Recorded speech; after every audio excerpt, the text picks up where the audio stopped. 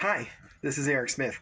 Time to do another quick look video, and I thought I would do it from 1 Samuel chapter 8, verses 19 and 20, and the Word of God reads this way.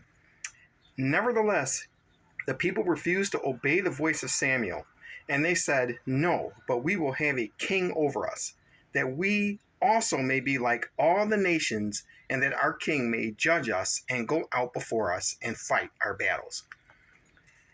In 1 Samuel chapter 8, we have a very grieving account of the nation of Israel going to Samuel, who was the prophet and actually the last judge of Israel, and they were demanding a king. In fact, if you go back to verse 4, this is what they said to him. They say, "Look, you are old, and your sons do not walk in your ways. Now make us a king to judge us like all the nations."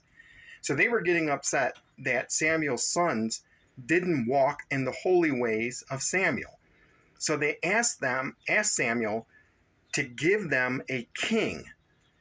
But what's key here is what type of king that they're looking for.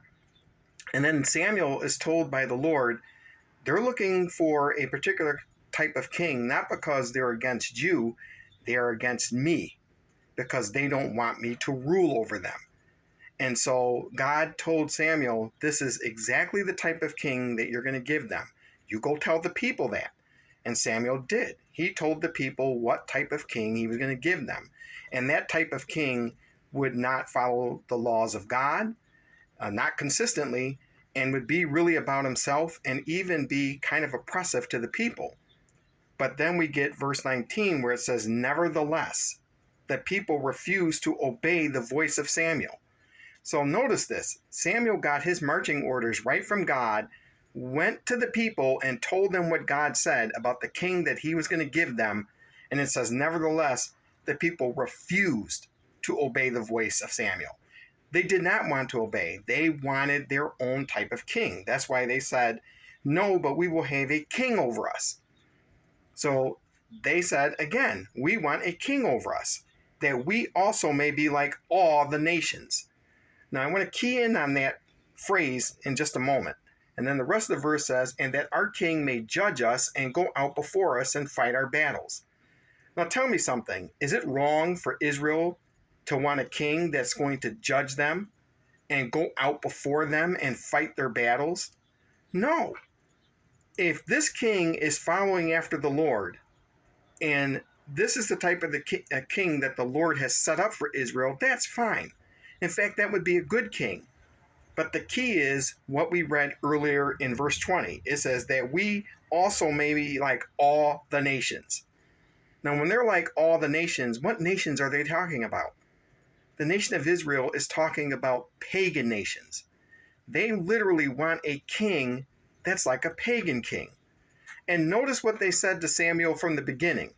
"Listen, Samuel, you walk in holiness. You're a prophet. You're a judge. Your sons don't walk in your ways." And Samuel's sons didn't. They were wicked. So they're like, "So since your sons aren't walking right, we want a king. But don't give us a righteous king. Give us a king like the other nations that are like the pagans." You see how silly that is? They're getting upset because Samuel's sons didn't walk in holiness, but instead of wanting a judge that walks in holiness, because that's what Samuel's sons were supposed to be, they wanted a king that walked in what? Unholiness, unrighteousness. They wanted a pagan king. Dear Christian, this account is not only grieving, but it's actually illogical and it's completely silly. Why would the nation of Israel want pagan-like kings? Why would they want a king to be like the nations that are all around them that are doing wicked things? Nations that, to be honest with you, Joshua had conquered already. This is what happens when we let our sin nature kick in and we think we can do things the way we want to do it. Listen, God has a prerequisite and a standard for the type of king he wants to rule Israel. And the people did not want that. Do you know why? Because they didn't want God. Because if God set up a righteous king, it would be a righteous king following God's commandments.